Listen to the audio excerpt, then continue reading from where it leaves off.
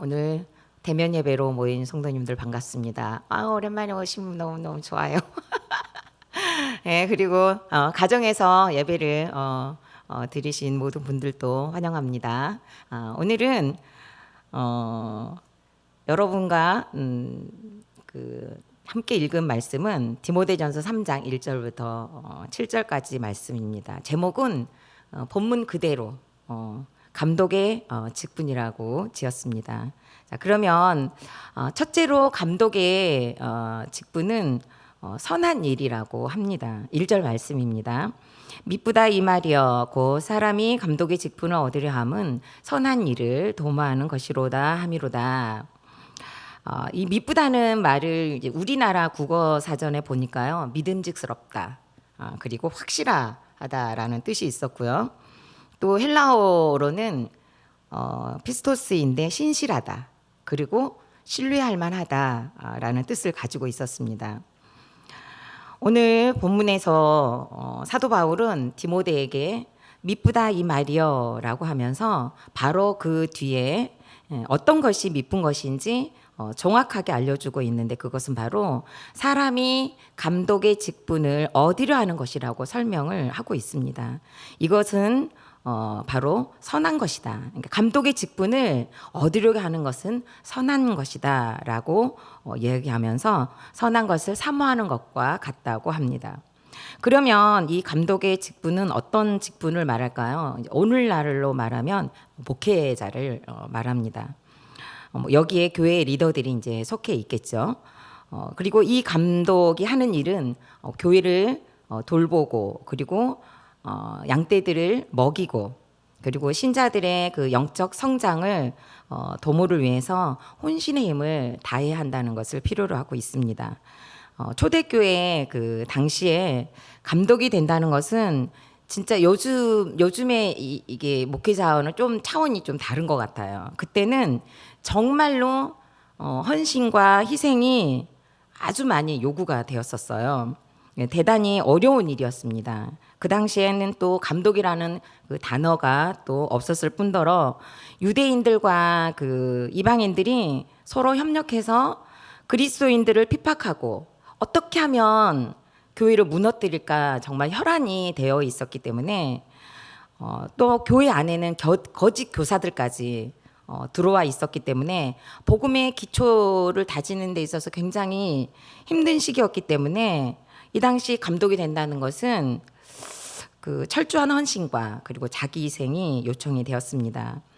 그리고 이 감독이라는 직분은 사실 다른 것에 쓰이는 게 아니라 복음을 위한 직분이었습니다. 그리고 복음을 사수하기 위한 직분이었고요. 그리고 교회에서 바로 이 복음 때문에 이 감독이라는 직분을 주기 위함이었습니다. 그리고 또 사도 바울은 이 감독이라는 직분을 스스로 자원하는 마음으로 혹시 맡고자 하는 마음이 있는 자들에게 칭찬과 격려의 메시지를 사실은 포함하고 있기도 합니다. 그야말로 이것은 나를 위한 일이 아니라 하나님께 영광스러운 일이기에 선한 일로 간주되었던 것입니다. 그리고 이 선한 일이란 바로 교회에 유익을 끼치는 그 모든 총체적인 일을 말합니다. 저는 사실 다른 때에는 주일 그 본문을 제가 설교가 이제 정해지면 미리 보는 일은 사실은 없어요. 왜냐하면 어차피 보니까 그냥 이렇게 자연스럽게 보게 되니까. 그런데 이번에는 좀 뭔가 다른 거예요. 그래서 미리 이 본문을 봤어요. 그러니까 설교가 정해지면서 바로 이제 이 본문을 미리 제가 좀 봤습니다. 왜 미리 봤냐면 좀 불길한 예감이 들었어요. 좀 불길한 예감. 이 불길한 예감이 항상 맞아 떨어지죠, 하나님 앞에서는. 그래서 지난주 초쯤에 제가 본문을 읽었어요. 그리고 본문을 읽으면서 살며시 큐티책을 덮었어요. 그리고 한마디 외쳤죠. 주여. 그리고 덮었어요. 그리고 월요일 날이 돼서 가정 나눔을 하는데, 이 가정 나눔 시간에 그와 비슷한 내용이 또 나오는 거예요. 그래서 제가 남편에게 하나님께서는 내가 가장 하기 싫어하고 인정하기 싫은 회개를 설교를 통해서 하시기를 원하는 것 같아요 라고 나눔을 했어요. 성도 여러분, 우리는 이제 성경을 읽으면 내가 성경을 읽는 게 아니잖아요. 아시죠? 성경을 읽으면 내가 이제 성경을 읽는 게 아니라 무엇이 나를 읽어요? 성경이 나를 읽잖아요. 성경이 나를 막 읽어 내려가요. 읽히고 싶지 않은데. 그러니까 성경이 나를 읽혀 내려가니까 말씀이 나를 이렇게 막 밀어내잖아요. 막 엉덩이를 이렇게 막 밀어내는 것처럼 막 밀어붙이잖아요. 어디로 밀어붙일까요? 마스크를 열었으면 이 모양 보면 알 텐데 모두 닫혀 있어가지고 모르겠네요. 회개라는 문으로 우리는 막 자꾸 밀잖아요. 이게 막 떠밀려 가잖아요. 이렇게 안 하고 싶은데, 그러니까 말씀이 나를 자꾸 미는 거예요. 회개라는 문으로 밀어붙이는 그 현상이 있잖아요. 하나님은 말씀 가운데 살아계셔서 여전히 저를 그냥 싹 훑으시는 거예요. 훑음을 받고 싶지 않은데 싹 훑으시면서 제 마음 밑바닥에 숨겨놓았던 그걸 이게 비추시는 거예요. 드러나잖아요, 말씀 앞에. 저는 2000년 5월에 당시 총신대학원 1학년이었던 저기 뒤에 앉아 있는 남편을 중매로 만나서 왠지 떨립니다. 중매로 만나서 6개월 만에 결혼을 했어요. 남편은 목회를 꿈꾸는, 이제 본문의 말씀을 빌리자면 감독의 직분을 얻으려 한 사람이었어요. 누구의 권위에 의해서가 아니라 스스로 감독의 직분을 얻기 위해 공부를 하고 있던 중이었습니다. 그러나 지금 저희 남편은 목사가 되지 못했습니다. 언제부턴가 남편은 학교를 간다고 가는데 저녁이 되면 집에 들어오는 거예요. 집에 들어오면 안 되거든요. 왜냐하면 대학원은 다 기숙사 생활이에요. 거의 대부분. 근데 집에 들어오는 거예요. 이상하다. 왜 자꾸 집에 들어오지? 이상해서 제가 직접 학교에 행정실로 전화를 했어요. 행정실로 전화를 해서 남편의 학교 상황을 파악한 결과 남편은 이미 최적 상태인 거예요. 날마다 나간다고 나갔는데. 그리고 그 해이던가 그 다음 한 학기 정도만 다녔던 걸로 제가 기억을 하는데, 그리고 바로 이제 학교를 그만두었어요. 그러니까 그만두었다기보다는 잘린 거죠. 남편은 미쁜 마음, 즉 확실하고도 믿음직스럽고 신실한 마음으로 감독의 직분을 얻기 위해 학교를 들어갔지만 도중 하차하는 자가 되었습니다. 목회라는 선한 일을 하기 위한 몸부림이 있었지만 결승전까지 가지 못했습니다. 저는 이 일로 인해서 남편을 때로는 말로, 특히 속으로는 더욱 옳고 그름으로 정죄하고 무시하고 분노했어요. 본문에서 왜 감독의 직분을 얻으려 함이 선하다고 하는 것입니까? 그 유일한 이유는 복음을 계승하고 복음을 지키려는, 즉 구원을 위한 수고이기 때문인 것입니다. 하지만 저는 그 당시에 야망과 성공을 쫓아 총신대학원생과 결혼했기에 복음과 구원이 우선순위가 아니었습니다. 그랬기에 선한 일을 사모하는 자는 사실은 더더구나 아니었던 것입니다. 여러분 질문해 보시기 바랍니다. 여러분은 지금 무엇을 얻으려고 하고 있습니까? 자녀의 취업입니까? 아니면 13월의 보너스? 13월의 보너스입니까? 명절이 다가오는데 구원을 위해서 여러분들이 한마디를 준비한다면 미쁘신 적용이 얼마나 아름다울까 여러분들 한번 그 미쁘신 적용을 해보시길 바랍니다. 두 번째로 감독의 직분을 받는 자는 자기 집을 잘 다스려야 한다고 합니다. 2절부터 5절까지 말씀입니다.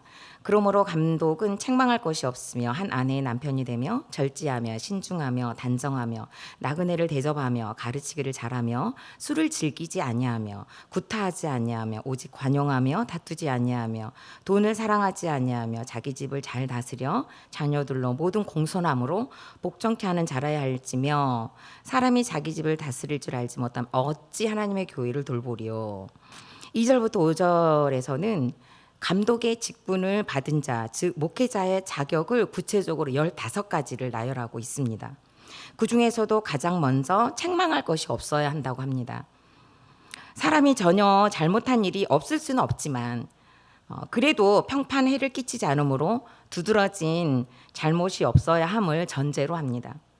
또한 단지 디모데에게 일꾼을 선발할 사람에 대해서 지시하고 있는 것이 아니라 이 직분을 열망하는 모든 사람들에게 자신의 생활을 세밀하게 검토할 것을 지적하고 요구하는 한다고 볼 수도 있습니다. 그리고 한 아내의 남편이 되어야 한다고 했습니다. 이 당시 이 문구는 굉장히 이슈가 되었을 것입니다. 왜냐하면 이 당시에 많은 유대인들은 일부 제가 아주 만연해 있었기 때문입니다. 그러나 바울은 분명하게 하나님이 원하시는 가정의 형태를 콕 집어서 지적하면서 감독의 그 자격 조건을 언급하고 있습니다. 그리고 절제하며 신중하며 단정하며 나그네를 대접하며 가르치기를 잘하며 술을 즐기지 아니해야 된다고 했습니다. 또한 구타하지 아니하며 이 구타한다는 것은 육체적인 폭력만을 의미하는 것이 아니라 언어적인 폭력까지도 다 포함하고 있습니다. 또 관용하며 다투지 않고 돈을 사랑하지 않고 자기 집을 잘 다스리는데 공손한 자녀와 복종하는 자녀를 두어야 한다고 했습니다. 그리고 5절 가로 안에 사람이 자기 집을 다스릴 줄 알지 못하면 어찌 하나님의 교회를 돌보리요. 지난주 수요일에 김윤성 목사님께서 잠시 표기에 대해서 설명을 하셨는데 기억하십니까? 오늘 이 본문에 그 괄호가 지금 나오고 있는 거예요. 이것은 헬라 성경 사본에 어떤 데는 들어있고 어떤 데는 빠져 있다는 의미이기도 합니다. 그래서 따라서 이 5절 말씀은 4절을 설명하고 있습니다. 월요일 큐티의 13장 12절에도 보면은요. 집사들은 한 아내의 남편이 되어 자녀와 자기 집을 잘 다스리는 자일지니라라고 했습니다. 교회의 시작은 가정입니다. 건강한 교회는 건강한 가정이라는 토양 위에 만들어진다고 해도 과언이 아닐 것입니다. 그러기에 교회를 담임하는 목회자에게 있어서 자기 집을 다스릴 줄 알아야 한다는 의미는 상징하는 바가 매우 크다고 볼 수 있습니다. 자녀들은 그 부모의 얼굴이라고 합니다. 그 자녀를 통해 그 부모의 삶의 모습이 그대로 드러나기 때문입니다. 저는 조금 전에 여러분께 오늘 본문에서 제가 가장 인정하고 싶지 않고 회개하고 싶지 않은 본문이 있다고 말씀드렸습니다. 그 본문이 바로 5절 말씀입니다. 사람이 자기 집을 다스릴 줄 알지 못하면 어찌 하나님의 교회를 돌보리요. 이 말씀을 누구를 향해서 제가 많이 휘둘렀겠습니까? 모두 짐작하시죠? 우리 주일학교 애들은 막 댓글 달아줄 거예요. 남편 막 진짜 댓글 엄청 잘 달아요. 남편 막 이렇게 막 나와요. 남편이에요. 바로 남편을 향해 밤낮으로 칼을 갈면서 성경에 이 말씀이 있잖아. 성경에 이 말씀이 있잖아. 자기 집을 다스릴 줄 알지 못하면서 무슨 목회를 한다고 하는 거야. 그리고 일하지 않는 자는 먹지도 말랬어 라면서 내 말이 아니야 이거. 정말 악하지 않습니까? 이건 내 말이 아니야. 성경에 쓰여 있잖아. 그렇게 남편에게 들이댔어요. 그리고 담배를 끊지 못하면 목회에 목자도 꺼내지 말라고 그냥 진짜 못을 확 박았어요. 사실 이 원고를 쓰는데 원고가 너무 안 써지는 거예요.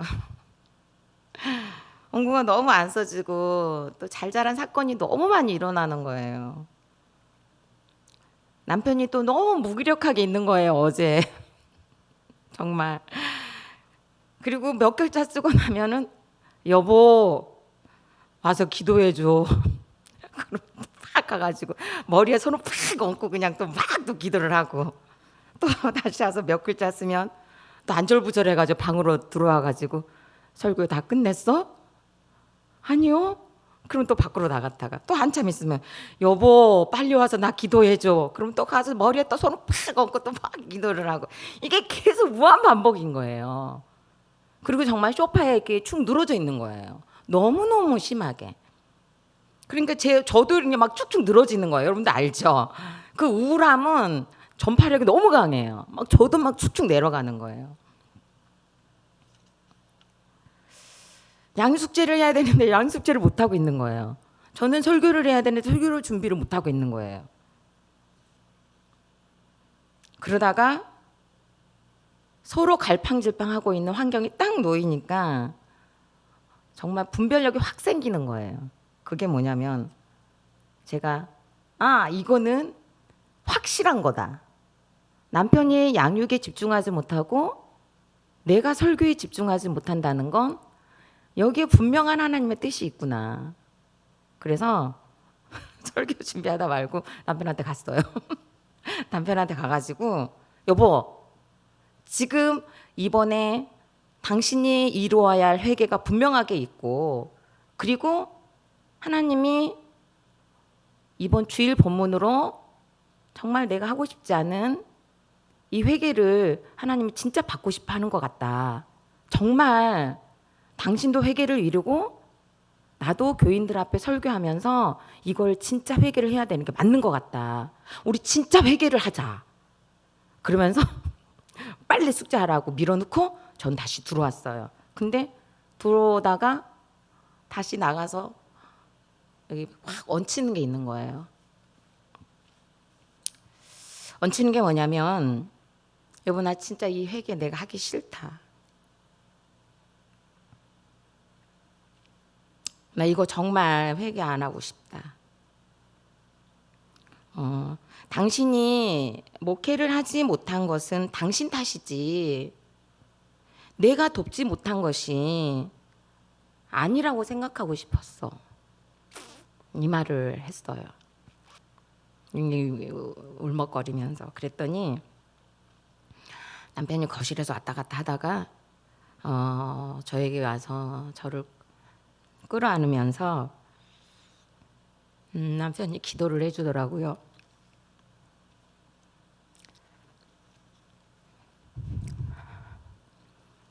하나님 향수기가 지난날 했던 말로 인해 너무 힘들어합니다. 향수기를 위로하여 주옵소서. 그리고 저를 용서하여 주옵소서. 라고 기도를 해주었습니다. 그리고 그 기도를 받고 저는 다시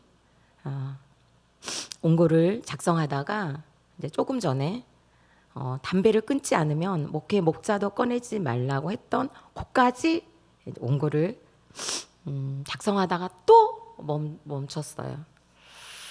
또 더 이상 원고가 쓰여지지 않는 거예요. 저는 쓰여지지 않는 원고를 붙잡고 있는 것은 아니라는 생각이 들어서 벌떡 일어나서 소파에서 축 늘어져 누워있는 남편에게 가서 손을 붙잡고 얘기를 했어요.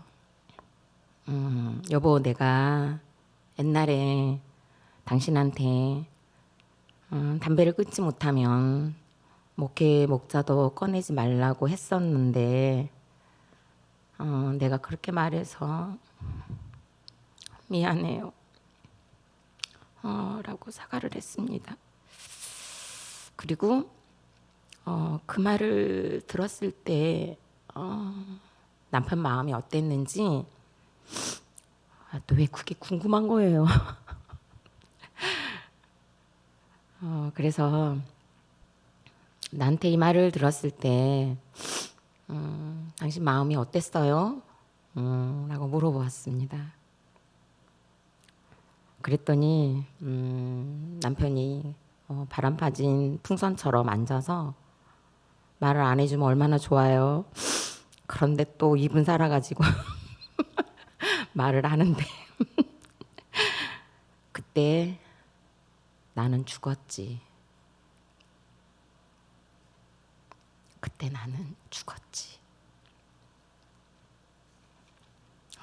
라고 대답을 해주었습니다. 전 그 말을 두 귀로 듣는데 정말 억장이 무너지는 것 같았습니다.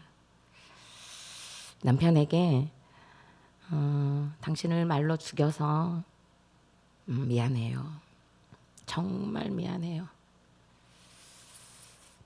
나를 용서해줘요. 나를 용서해 줄 수 있어요? 라고 물었습니다. 남편은 저에게 내가 당신을 용서할게.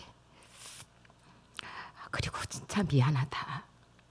라고 해주었고 저는 여보 내 사과를 받아줘서 고마워요. 라며 회개를 이루고 서로 정말 한참을 끌어안고 서로 울었습니다.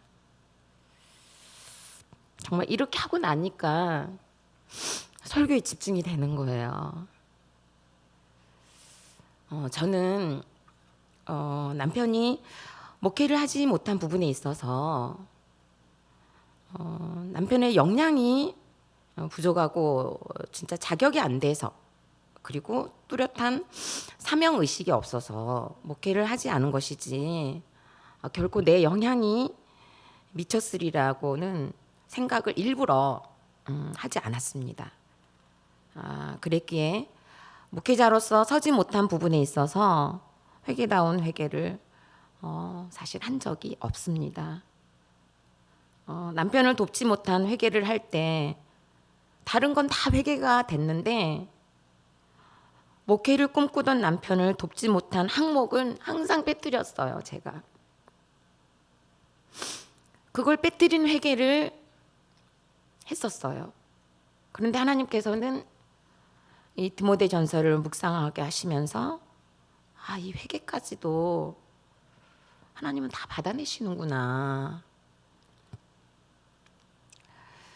우리가 그 주머니에 손을 넣을 때 뭔가 불편한 게 있으면 여러분 이렇게 잡아서 이렇게 다 빼서 버리잖아요. 그런데도 걸리적거리는 게 계속 있으면 여러분들 어때요? 여러분들은 그냥 가나요? 저는 그러지 않거든요. 호주머니를 깍 뒤집잖아요. 그리고 이렇게 탈탈탈 털잖아요. 털고 다시 손을 집어넣으면 걸리적거리는 게 없으니까 얼마나 손을 호주머니에 넣었을 때 기분이 말끔한지 몰라요. 이와 마찬가지로 하나님은 우리의 삶의 주머니에 묻어있고 오돌도돌 돋아나 있어서 거룩으로 가는 길을 방해하고 구원의 통로를 좁게 만드는 이 죄를 말씀으로 드러나게 하시고 성령의 도우심으로 회개를 이루셔서 콕 집어내셔서 털어내 주신다는 것을 깨달았습니다.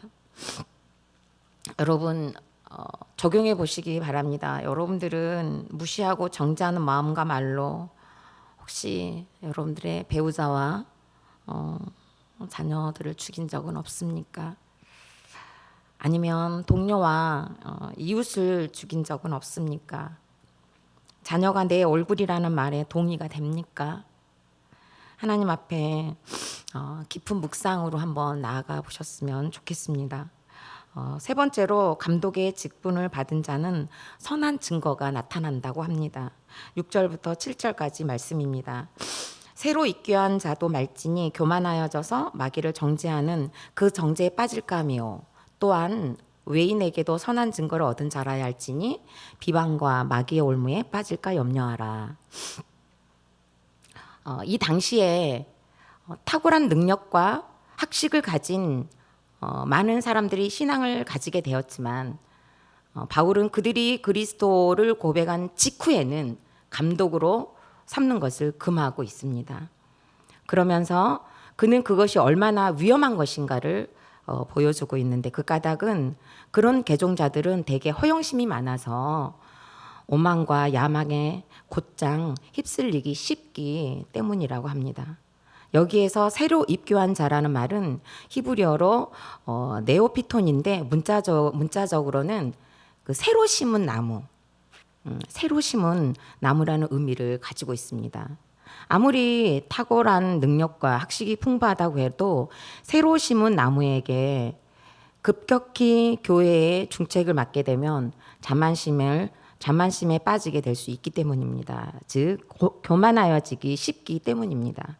그리고 이 교만이라는 헬라어는 안개에 쌓이다, 그리고 연기에 휩싸이다 라는 뜻을 가지고 있습니다. 그러니까 새로 입교한 자들은 새로 심은 나무와 같기에 작은 바람에도 언제 넘어질지 모릅니다.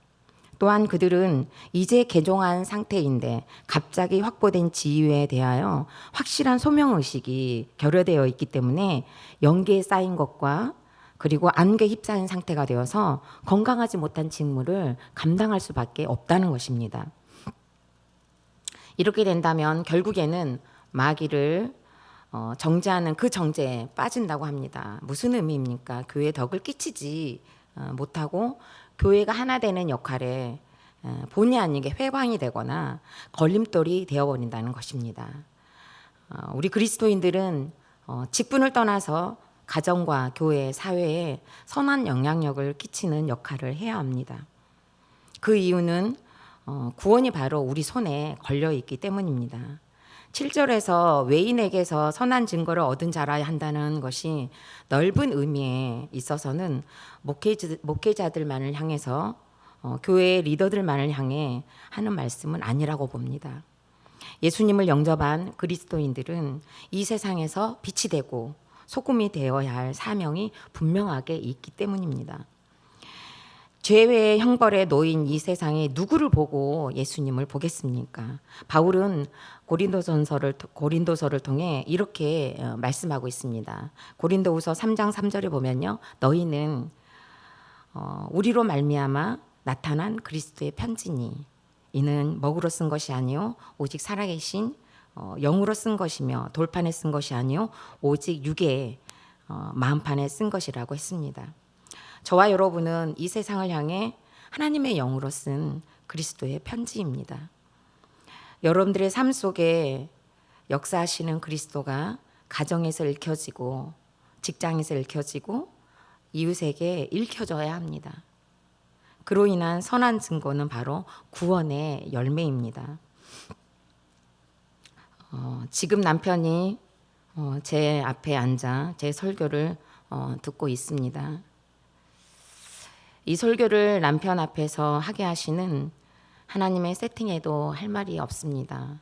왜 권 목사님이 빠지셔가지고 탁 걸려서 그냥 멍석을 깔아놓고 회개를 이뤄내시는 하나님은 언제나 오르십니다. 남편은 저희 교회를 다니고 있지 않습니다. 지금 뇌출혈 재활 기간이라서 남편이 다니는 교회가 너무 멀기 때문에 가까운 저희 교회로 오고 있습니다. 몇몇 분들은 아시겠지만 남편과 함께 목욕탕 세미나를 가고 싶어 했는데 함께 다녀올 수 있도록 해주셨고, 또 다른 교회를 다니고 있었지만 저는 남편이 양육받기를 굉장히 많이 소망을 했었습니다. 그런데 이렇게 뇌출혈을 선물로 받고 느닷없이 교회의 문을 열어놓고 거리두기를 하면서 담임 목사님께 양육을 받도록 은혜를 주셨습니다.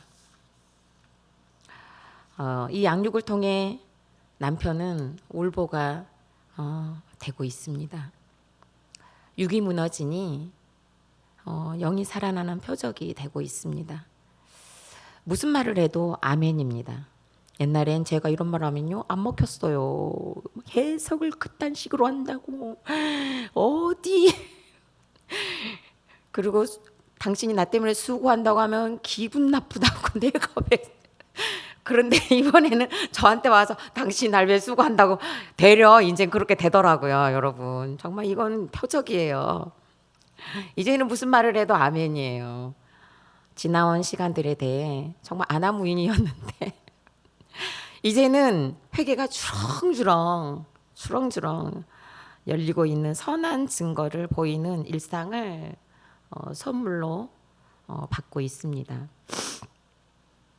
한때 저는 왜 내 죄만 봐야 하냐고 좀 불평이 좀 있었어요. 왜 내 죄만 봐야 하냐고.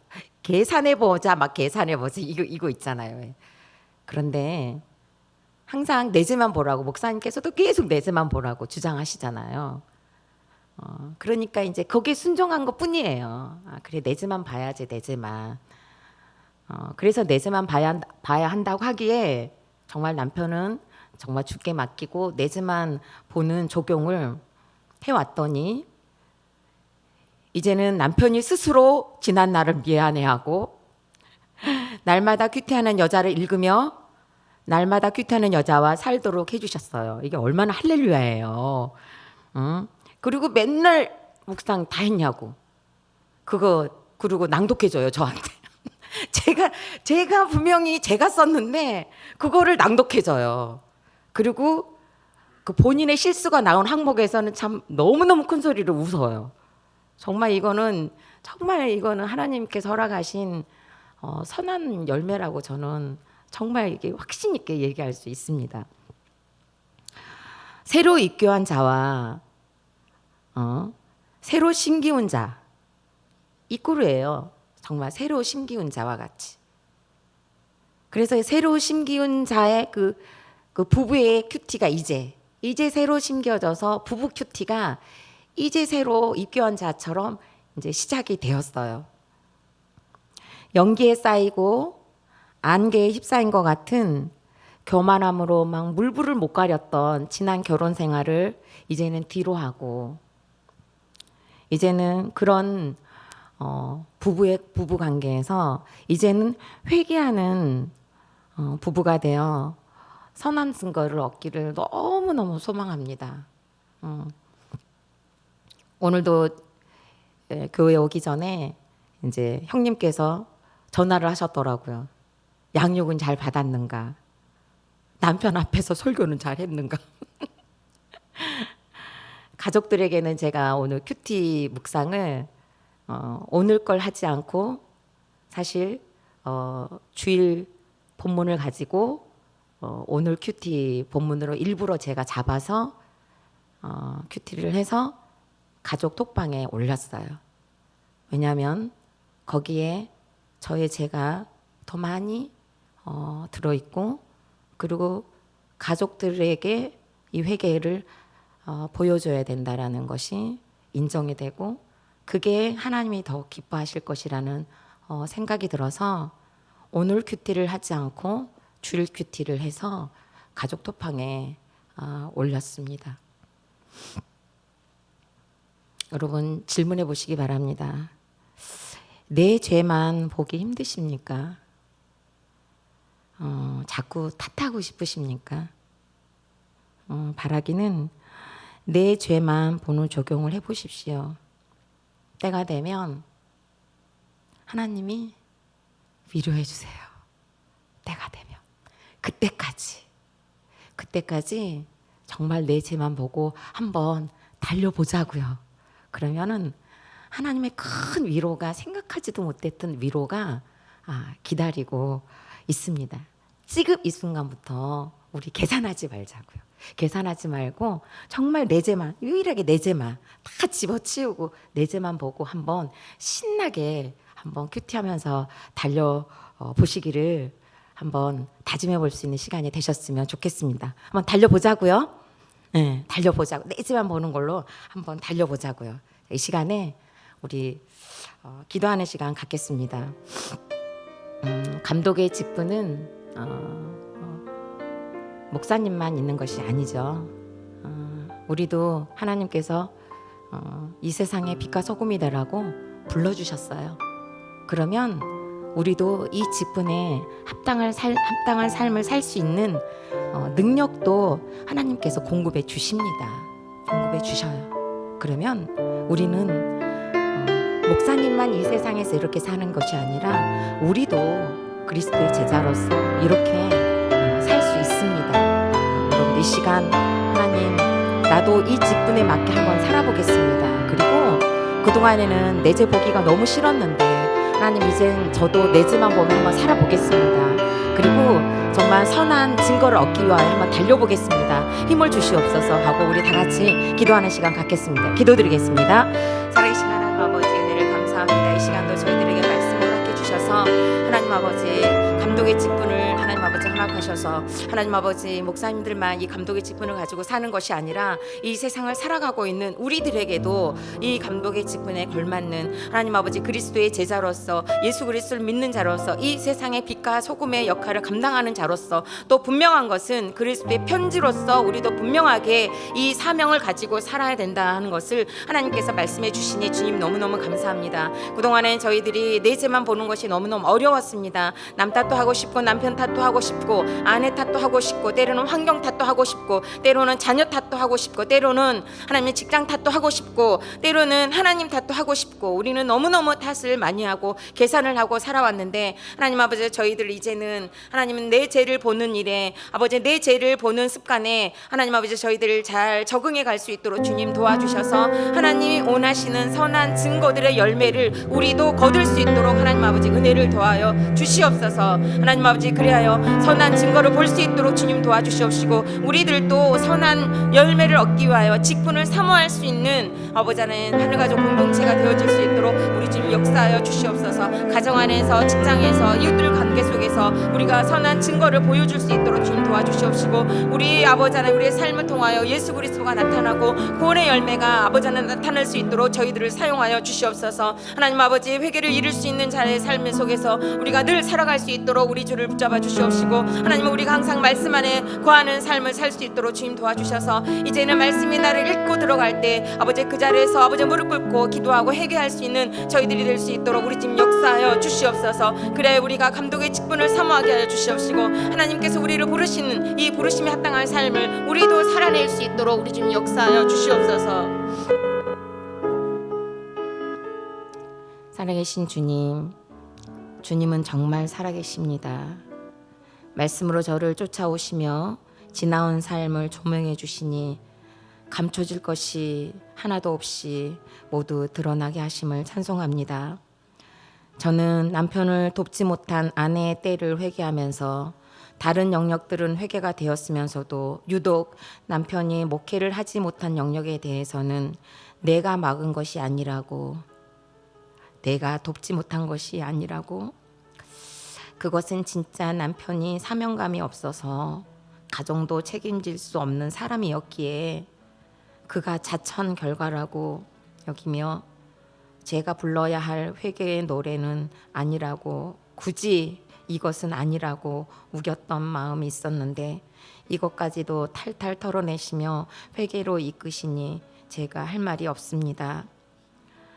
이것은 제가 회개할 영역이 아니라고 여겼던 그 자체가 바로 제가 회개해야 할 증거가 됨을 인정케 하시니 감사합니다. 하나님, 저는 남편이 선한 일을 사모하는 목회자의 꿈을 돕지 못한 아내였습니다. 남편은 그때 심정이 어땠냐고 물으니 죽었다고 표현했습니다.